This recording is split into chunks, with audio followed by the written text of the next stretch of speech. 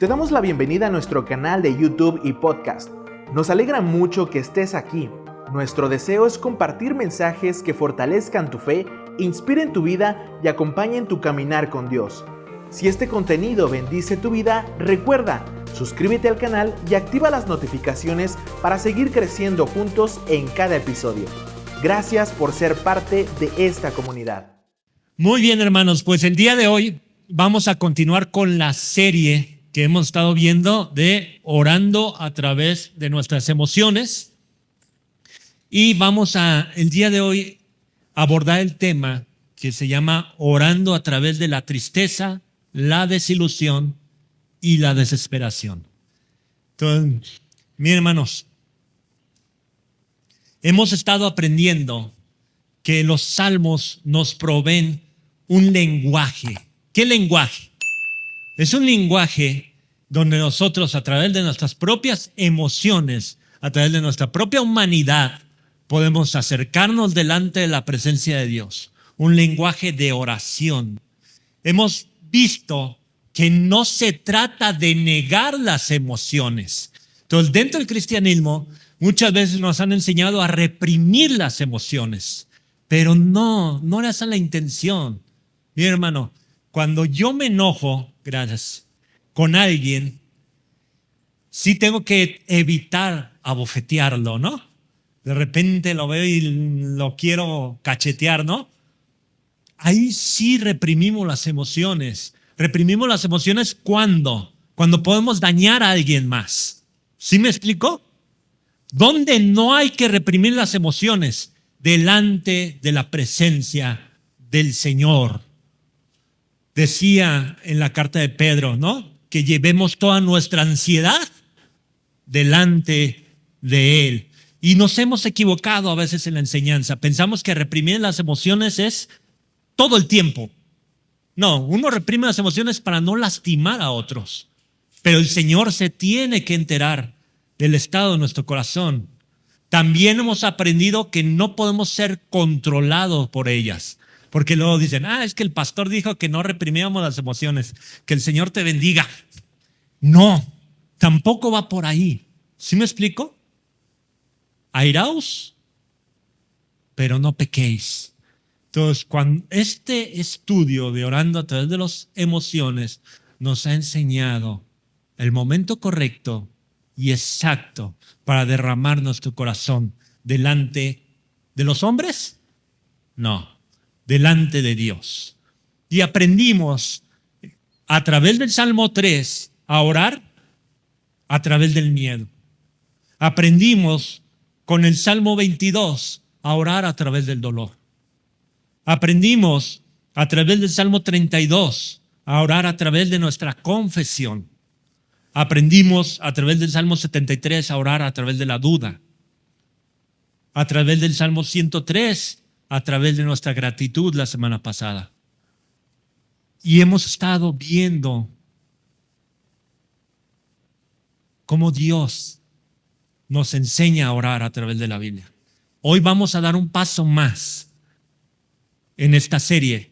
Y el día de hoy vamos a hablar de esas emociones que a veces sentimos que no tienen cavidad en la vida cristiana. Emociones que quizás pensamos que el cristiano no debería sentir. Emociones tales como la tristeza, la desilusión y la desesperación. Y es que, ¿qué pasa cuando un cristiano se desespera? Pensamos que le falta fe. ¿Qué pasa cuando un cristiano está triste? Pensamos que le falta el gozo del Señor. Y pensamos que estas emociones no deberían de existir en el pueblo cristiano. Pero la Biblia nos enseña otra cosa, hermanos. Y miren, estas emociones suelen venir acompañadas normalmente de un silencio de parte de Dios. Y a veces el silencio duele más que la misma desesperación, que la misma tristeza y que la misma desilusión. Porque el silencio de Dios representa soledad. Porque el silencio de Dios representa abandono. y porque el silencio de Dios a veces nos deja en el dolor. Sin embargo, el día de hoy vamos a ver que Dios tiene un propósito en todo esto. Amén. Hoy vamos a hablar de dos salmos muy humanos, pero muy importantes. El Salmo 13 y el Salmo 55. Hay momentos en la vida, hermanos, donde la tristeza no es una emoción pasajera. La tristeza normalmente la asociamos con un momento, ¿no? Imagínense el equipo de Puebla ayer, ¿no? Bien tristes, recibieron nomás 5. Eso, arriba las Chivas. Pero la tristeza a veces no es así. Hay algo que yo le llamo la tristeza larga.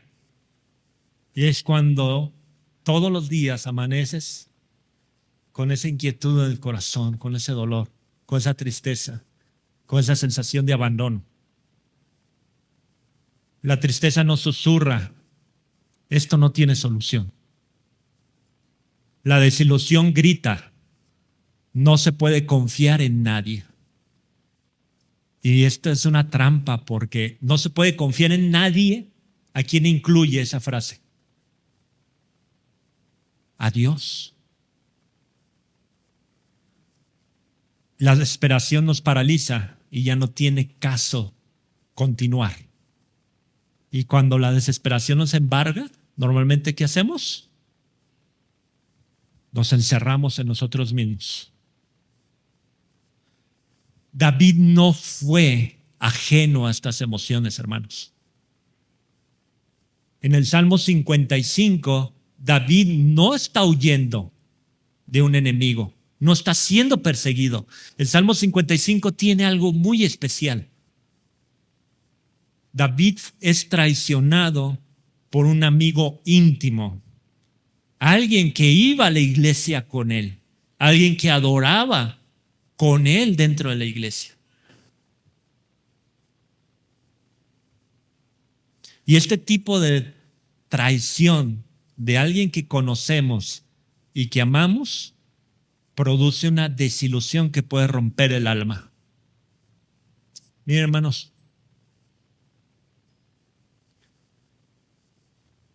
cuando tenemos amigos, tenemos expectativas. A veces nos dicen, es que nos buscamos problemas de a gratis porque tú le pones más expectativas de las que deberías de ponerle a las cosas, ¿no? Por ejemplo, yo una vez, cuando recién empezaba lo del Uber, a mí se me ocurrió vender mi carrito, bonito, lo malbaraté, para poder dar el enganche para 2 carros nuevos y meterlos a uberear. Yo tenía las expectativas, ¿dónde? Arriba. ¿Saben qué sucedió? Me quedé sin carros y con una deuda de 200,000 pesos. Hay lugares donde no puedes tener expectativas. Un negocio nuevo, ¿dónde deben de estar las expectativas? Tienen que ser moderadas. No puedes construir castillos en el aire. ¿Sí me explico? Pero cuando hablamos de un amigo, ¿se deben de tener expectativas, sí o no? Sí. ¿Qué espera uno de un amigo? Fidelidad. ¿Qué esperas de un amigo? Honestidad, comunicación, cercanía, confidencialidad. ¿Sí me explico? ¿Qué esperas de un pastor?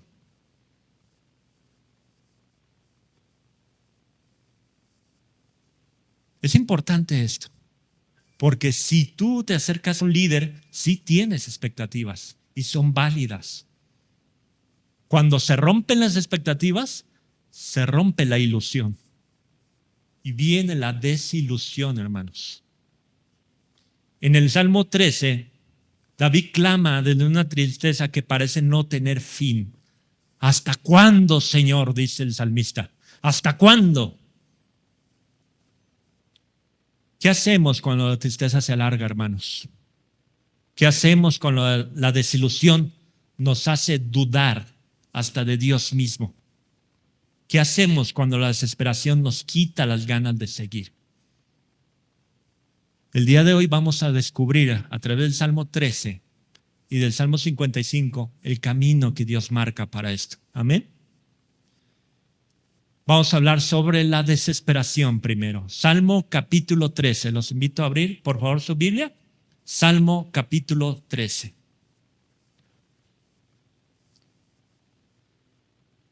Del 1 al 2. Voy a leer la Biblia, la nueva Biblia de las Américas, es la versión que traigo. Y dice: ¿hasta cuándo, Señor, me olvidarás para siempre? ¿Hasta cuándo esconderás de mí tu rostro? ¿Hasta cuándo de tomar consejo en mi alma, teniendo pesar en mi corazón todo el día? ¿Hasta cuándo mis enemigos se enaltecerán sobre mí? Fíjense, David empieza con una repetición muy desgarradora. ¿Qué es lo que repite constantemente? ¿Hasta cuándo? Lo repite 4 veces. Este lenguaje, ¿qué representa? ¿Qué nos muestra? David estaba desesperado. David tenía necesidad de una solución. ¿Y saben qué pasaba? Dios no respondía. Había un silencio absoluto de parte de Dios. Mire, cuando David pregunta ¿hasta cuándo? ¿Está cuestionando la existencia de Dios? No. ¿Está cuestionando la omnipresencia de Dios? No. Dios sabe que está ahí. Dios sabe que está en todos lados. El problema es que Dios ha escondido su rostro. Dios ha guardado silencio. Mire, y esa es la peor sensación que puede tener un creyente. Porque sabes que Dios está. Sabes que Dios te escucha. Pero estás en el horno y no te saca. Estás en el dolor y no hay solución. Estás rumiando dentro de ti, pensando, masticando el problema. Sabes que no puedes salir tú por ti mismo. Y Dios guardó silencio. A veces la prueba más grande, hermanos, no es el problema en sí. Es el silencio de Dios en medio del problema. Llega un momento en que David se dice a él mismo: ¿he de tomar consejo de mi alma? ¿Qué significa esto? Otra forma de decirlo es: estoy meditando y mi corazón está triste. Y esto es una trampa, hermanos, porque esto nos mete en una espiral de muchas vueltas que no nos llevan más que a que la desesperación crezca. ¿Cuántas veces no hemos tenido un problema y nosotros estamos dándole vueltas al problema, dándole vueltas al problema, dándole vueltas al problema? Y por más que le das vuelta, ¿qué pasa? ¿Se soluciona? ¿Das con la solución? ¿Mejoran las cosas? Al contrario, tu alma se empieza a hundir en una desesperación cada vez más profunda porque te das cuenta de algo. Tú no puedes salir de ahí. ¿Te has sentido así alguna vez? ¿Te has sentido en algún punto donde no solo dices estoy triste, sino que la tristeza se volvió la compañera de vida del día a día? ¿Te has sentido que alguna vez Dios te ha dado la espalda?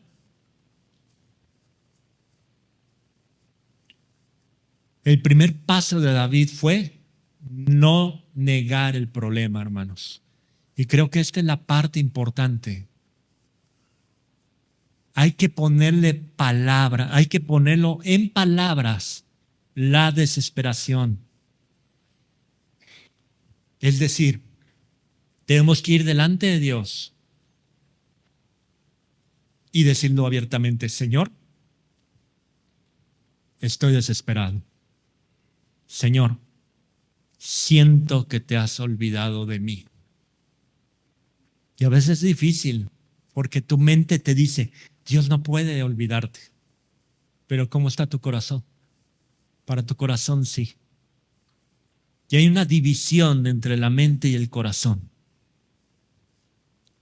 no podemos negar esa parte débil de nosotros, esa parte que flaquea. No la niegues delante de su presencia. Sé honesto delante de Dios. ¿Sabes qué pasa si reprimes emociones? Lo mismo que la olla de presión. Va a explotar. Necesitas ir delante de su presencia. Amén.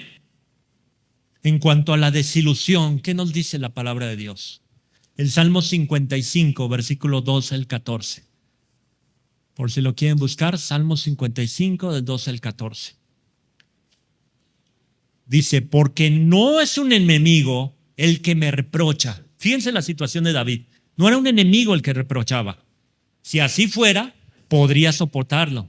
Ni es uno que me odia el que se ha alzado contra mí. Si así fuera, podría ocultarme de él. Sino tú, que eres mi igual, mi compañero, mi íntimo amigo. Nosotros que juntos teníamos dulce comunión, que con la multitud andábamos en la casa de Dios. Aquí vemos una capa más profunda de dolor, hermanos. Es un miedo físico. Es la desilusión espiritual y emocional. Fíjense lo que dice David. Si me hubiera atacado un enemigo, podría soportarlo. Y es cierto. ¿Qué esperas de un enemigo? Pues que te quiera destruir. Tienes la guardia alta cuando es un enemigo. ¿Sí me explico? Por eso podría soportarlo. Pero el amigo, el que caminaba conmigo, el que oraba conmigo, el que iba a la iglesia conmigo, al que le confesé mis más oscuros secretos. ¿Qué pasa si ese te traiciona? El mundo se viene abajo. El mundo se viene abajo.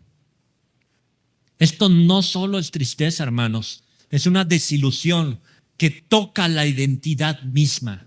¿Cómo que toca la identidad misma? Porque lo primero que pasa por tu cabeza es, ¿por qué?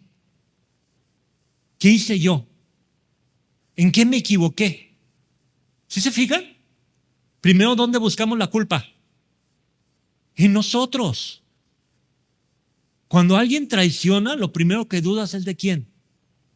De ti mismo. ¿Qué hice yo para merecer esto? ¿En qué le fallé? Y luego trastoca otra parte de tu identidad. Ya no puedes volver a confiar en las personas. Ya no puedes volver a confiar en las personas. Y una persona que vive este tipo de desilusión, ¿qué es lo primero que hace, hermanos? Se aísla. Se aísla. Pero ¿saben qué? El aislamiento mata. ¿Por qué te aíslas? Porque dices, si mi mejor amigo me falló, si el pastor me falló, si el líder me falló, ¿qué puedo esperar de los demás que no me quieren o que no me estiman de la misma manera? El problema es que si tú te aíslas con una herida, ¿qué sucede? La herida se pudre. Y el problema con este tipo de desilusión, hermanos,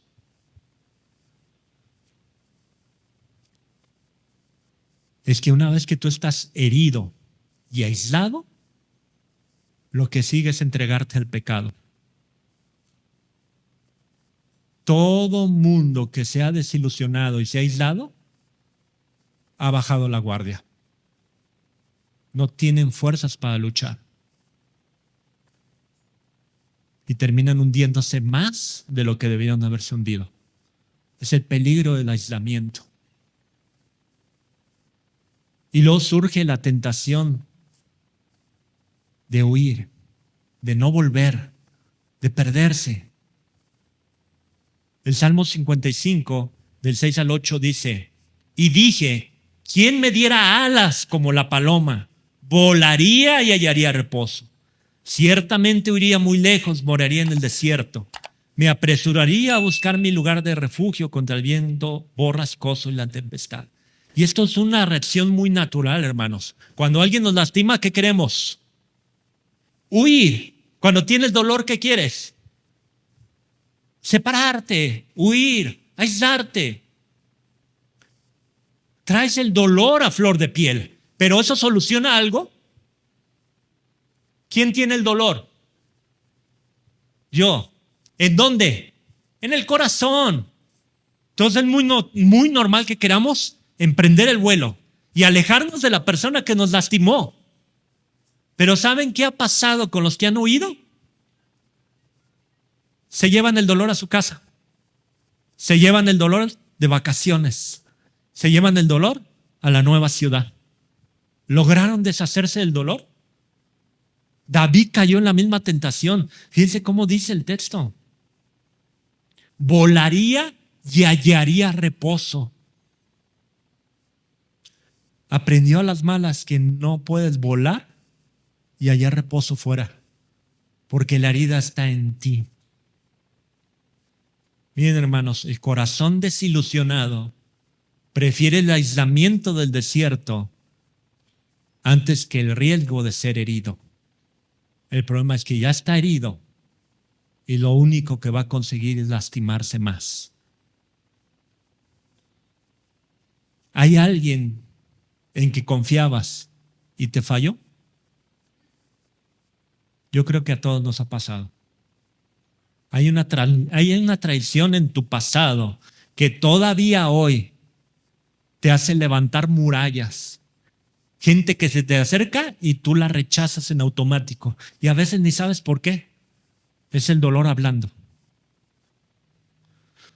Hay una iglesia, un líder o un hermano que te desilusionó. Y fue tanta desilusión que hasta el día de hoy sirves con freno de mano. Avanzas en el ministerio, avanzas en la iglesia, pero con el freno de mano puesto. No te animas a arrancar, no te animas a ir, no te animas a emprender por miedo a volver a ser lastimado. Mi hermano, no finjas que no te duele, es peor. No finjas que no te duele. David no lo fingió. Puso nombre a la desilusión. Tenemos que ponerle nombre a la desesperación. Tenemos que ponerle nombre a la desilusión, hermanos. Y aquí viene lo crucial. Vamos a hablar sobre la tristeza. David no se queda en la tristeza. David no se queda en la lamentación. Aquí hay un punto de inflexión. Y ese punto de inflexión lo vemos en los dos salmos. Mire qué interesante la reacción de David. En el Salmo 13, versículo 3 y 4, fíjense lo que dice. Considérame, respóndeme, oh Señor, ten consideración de mí. Dios mío, ilumina mis ojos, no sea que duerma el sueño de la muerte. El sueño de la muerte es el aislamiento, es huir. Dice, no, ilumíname. No sea que mi enemigo diga, lo he vencido, y mis adversarios se regocijen cuando yo sea sacudido.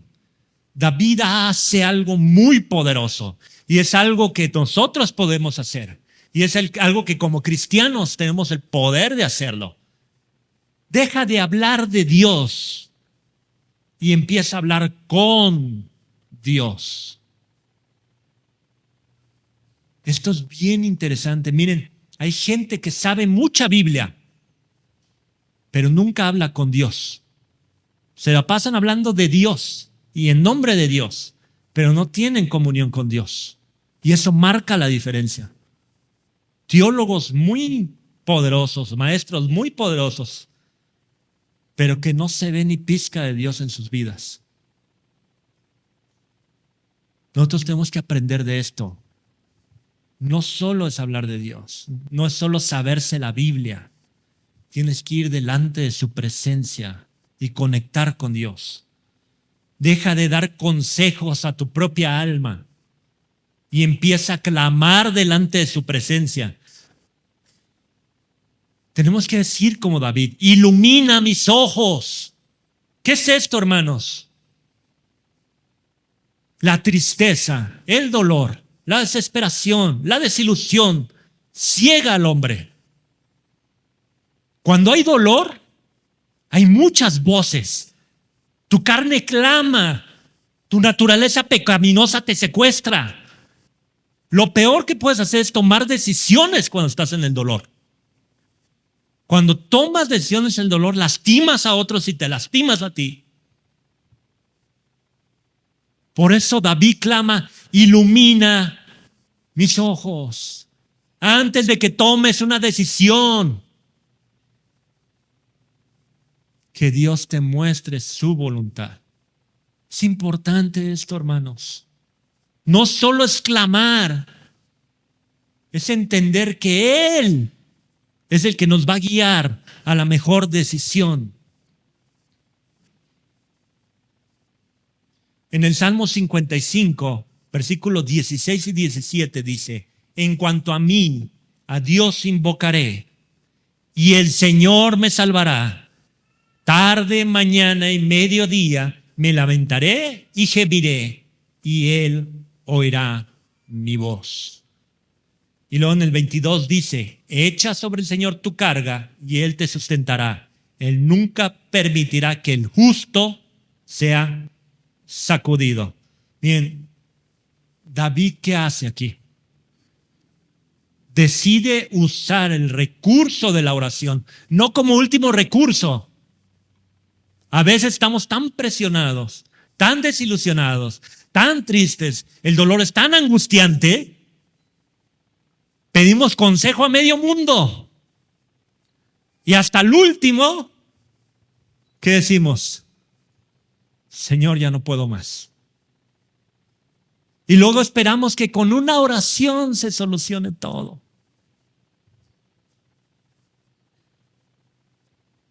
La oración es el recurso más poderoso del cristiano. No es lo último. La oración es lo primero. Y no es con una oración. La cultura que vivimos actualmente, creemos que todo está a un clic de distancia. ¿Queremos una película? Clic. Y tenemos la película. ¿Queremos un trabajo? Clic y conseguimos el trabajo. El ensayo. ChatGPT.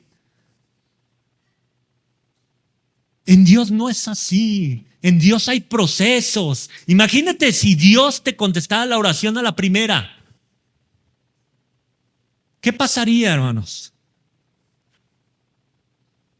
Veríamos a Dios como el genio de la lámpara maravillosa. Resulta que Dios ahora está para servirnos a nosotros. No, hermanos. La oración es parte de un proceso.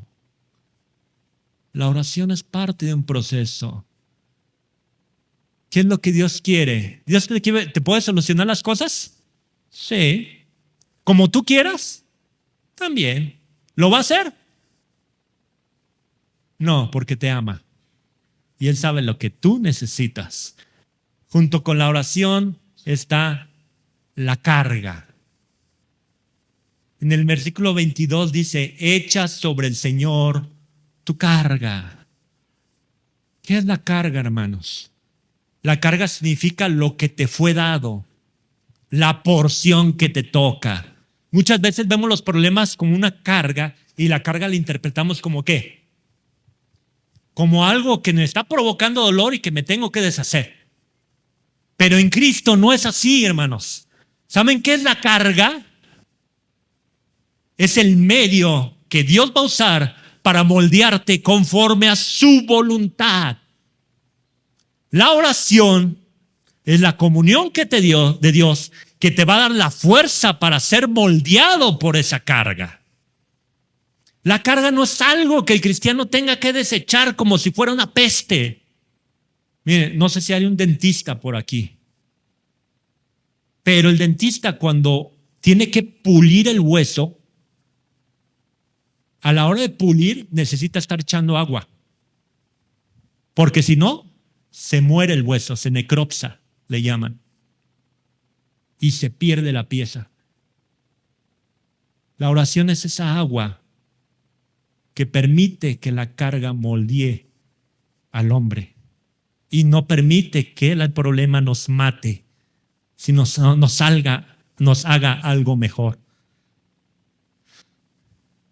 Pero la carga no es tuya. ¿La carga de quién es? De Dios. La carga es de Dios. Tú solo no vas a poder con la carga. La tristeza que cargas, tienes que echársela ¿a quién? A Dios.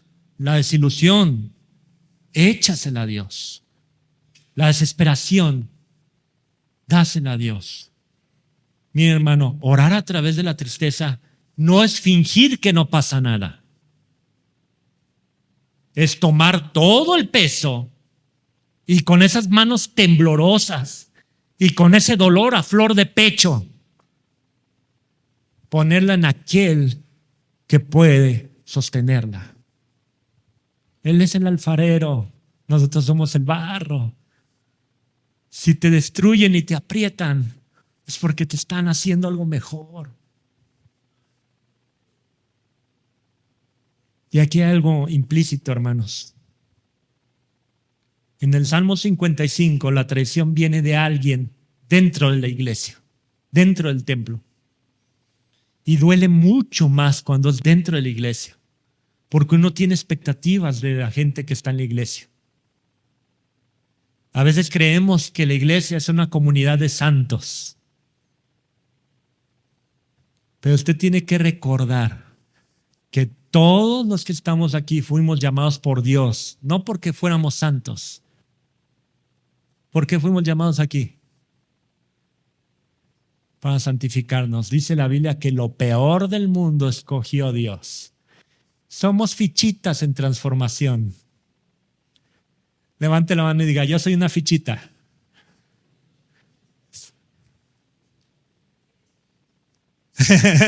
Acá se lamentaron buena, dijeron, eres una fichita. Somos una fichita, hermanos.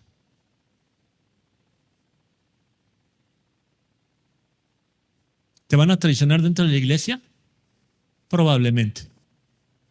Pero también, ¿sabes qué vas a hallar dentro de la iglesia? Gente que tiene el mismo problema que tú, el mismo pecado que tú y que ya ha logrado vencer.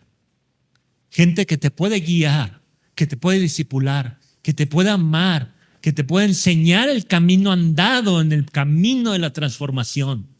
Por eso no debemos de aislarnos de la iglesia. La iglesia es el medio que Cristo usa para discipular, para aconsejar, para dar comunidad, para amar, para convivir, para consolar, para fortalecer, para que se predique la palabra de Dios de una manera práctica, contundente y ejecutada.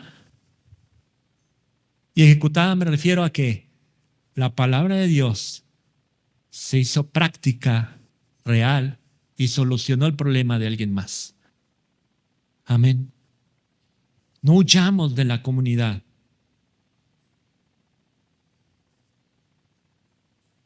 Hermanos, el Salmo 55, versículo 22 al 23 nos dice, echa sobre el Señor tu carga y Él te sustentará. Él nunca permitirá que el justo sea sacudido. Pero tú, oh Dios, harás caer a los malvados en el pozo de la destrucción. Los hombres sanguinarios, engañadores, no vivirán la mitad de sus días, pero yo en ti confiaré. Y aquí hay que hacer énfasis en algo, hermanos. Él nunca permitirá que el justo sea sacudido. Pero para que esto se cumpla, tú tienes que estar en Cristo. ¿Qué pasa con el pollito que se aleja de la gallina? Está expuesto a que un halcón se lo coma. Está expuesto a que una lagartija se la coma. ¿Qué pasa cuando el pollito está debajo de las alas de la mamá? Dios es esa mamá de los pollitos. Estemos bajo sus alas, cubrámonos. Por eso es importante la oración. Por eso la oración no es el último recurso. La oración es el recurso, porque es ahí donde nosotros nos cubrimos con el poder de Dios. Él no permitirá que el justo sea sacudido, pero la condición es estemos delante de su presencia. ¿Cuál va a ser el resultado de echar la carga? Dios nos sustentará, Dios nos moldeará, Dios nos restaurará y volveremos a confiar, no en los hombres, en que Dios tiene todo bajo control. Amén. Amén. Hermanos, no niegues lo que sientes, pero manifiéstalo donde se debe manifestar, en su presencia. Llévalo a Dios, no huyas. Mucha gente ha huido, a nadie le ha funcionado. Echas tu carga delante de su presencia. Y en este proceso de sanidad, renueva tu confianza. ¿En los hombres? No. En el Señor. Él tiene todo bajo control. Miren, hermanos, la desesperación tiene un propósito. Y es precisamente que podamos volver a confiar en Dios. La desesperación nos recuerda que no hay otra solución y que Dios tiene control, es intencional y Él es el único que nos puede rescatar. Amén.